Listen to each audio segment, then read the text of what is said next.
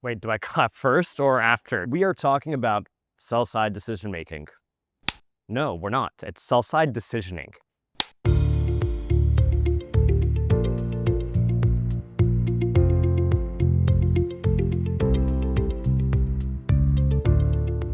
For years, most of the data enablement and decisioning in programmatic advertising has lived on the buy side. But that model is evolving. A major structural change is underway. It's called sell-side decisioning, and it's enabling complementary innovation closer to the impression. I'm Paul Zovighian, VP of Marketplaces at Index Exchange. Let's dive into what sell-side decisioning is, how it works, and why this evolution is redefining how and where value is created in programmatic advertising. Sell-side decisioning adds the ability to apply intelligence upstream in a programmatic transaction. It applies the same kind of logic, targeting parameters, and optimization typically seen on the buy side to the sell side as well. Crucially, buyers still transact through DSPs. Sell-side decisioning doesn't replace them. Rather, it enhances DSP decision-making with better signal, scale, and precision from the start. This next evolution benefits everyone across the ecosystem. Marketers can achieve better outcomes with more precision and less waste. Media owners can boost revenue and gain greater control of their supply.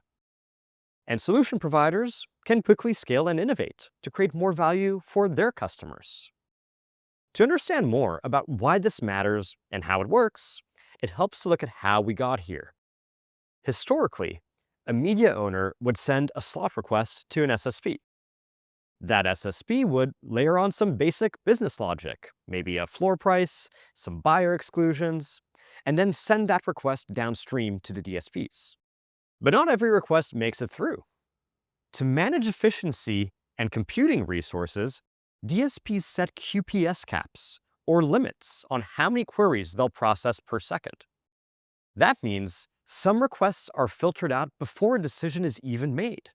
Once DSPs receive those filtered requests, they would then decide what audience to target, which creative to show, and what the pacing and budget rules are. Then, it may send back a bid. The challenge is that SSPs have historically lacked direct visibility into what buyers are explicitly seeking, whether that's certain traffic types, audiences, or pacing towards some underlying campaign objectives. So, they've often had to make educated guesses based on past patterns or inferred signals to decide what inventory to send through. Sell-side decisioning changes that by adding logic closer to the impression. With connections to thousands of media owners, SSPs have a panoramic view of the open internet and impression-level signals like page context and first-party audience data. They can apply intelligence, whether that's data, creative technologies, or algorithms trained on buyers' performance metrics, all at scale, enriching supply with smarter decisioning from the outset. This ensures DSPs receive more relevant, high-quality inventory, which improves match rates, campaign performance, and transparency. It complements DSPs' optimization processes, giving brands and agencies the freedom to leverage an SSP's reach and flexibility in entirely new ways. And it means we can make better use of all the data available.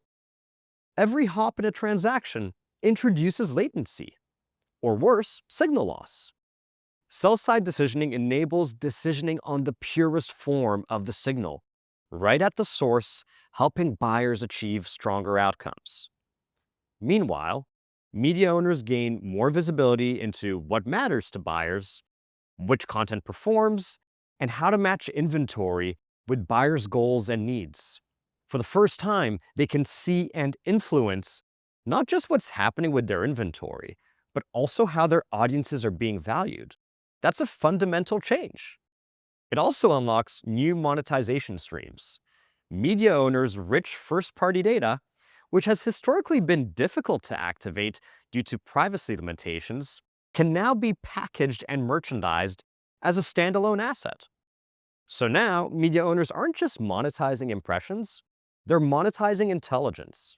That's a huge benefit for an industry that's constantly under pressure to find new revenue streams. So, why now? Why hasn't this been the norm all along? There are three main reasons. First, getting to this point takes serious time and infrastructure investment. For solution providers, like data companies or algorithmic solutions, applying their tech directly to media supply would mean building one-off integrations with thousands of media owners and investing heavily in technical infrastructure. That's a massive lift, as it's expensive and complicated. But SSPs already have that supply footprint in place. So by building on top of SSPs, solution providers can more easily scale without reinventing the wheel.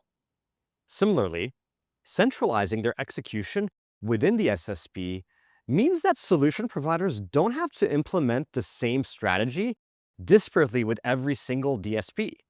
This provides buyers with easier access to different solutions, reduces reliance on individual DSP product roadmaps, while still preserving access to their value. Second, technology and computing power has evolved immensely in recent years. Within the constraints required to facilitate sell-side decisioning, you're working with an incredibly tight time window. We're talking about 10 milliseconds or less to make a decision. Not long ago, there just wasn't enough efficiency and power to do anything meaningful in that window. But now, we've come far enough in terms of computing efficiency and scale that we can apply intelligence in that window without disrupting the rest of the auction. And third, the industry is hungry for innovation. Many of the core mechanics in programmatic haven't really changed in the last decade. Sell-side decisioning lets us rethink how value is created throughout the supply chain. That's long overdue. So, what does that open up? Well, it gives us a much richer, more flexible foundation for innovation. And we're already seeing a variety of use cases emerge. One is sell-side curation, where buyers can deploy bespoke strategies directly in the SSP. Instead of relying on rigid preset packages, they can dynamically curate audiences based on real-time supply signals.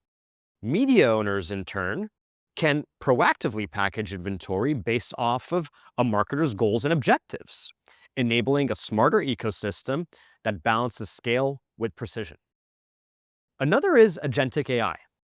Models can now be trained on the sell side using performance signals like win rates, revenue, and creative effectiveness, as well as brand safety. This helps shape auction dynamics and make impression-level choices that prioritize both immediate performance and long-term quality. In streaming TV, sell-side decisioning helps address fragmentation by applying intelligence across a broader range of inventory. SSPs can apply audience insights and buyer preferences to supply in real time, leveraging valuable signals, such as granular show-level data, without compromising privacy. This creates a higher fidelity auction that respects both the viewer experience and the monetization opportunity. And because logic is executed upstream, buyers can better control campaign pacing and frequency and coordinate across devices and channels, which is especially critical in environments where audience data is siloed. Sell-side decisioning also creates new opportunities in commerce media. Commerce media networks can push product-level data, dynamic promotions, and shopper intent signals into the SSP, enabling true performance-based curation. It also helps commerce media networks grow beyond their own ecosystems. They can use their customer data to reach audiences across trusted media partners, while still keeping control and transparency over where and how their ads run. Sell-side decisioning creates a smarter, more efficient, and more open path between the buy and sell sides. This marks a foundational shift in the very way programmatic works, and we're only at the beginning. As this evolution continues, expect fresh models of collaboration and innovation to follow, unlocking new value across the ecosystem.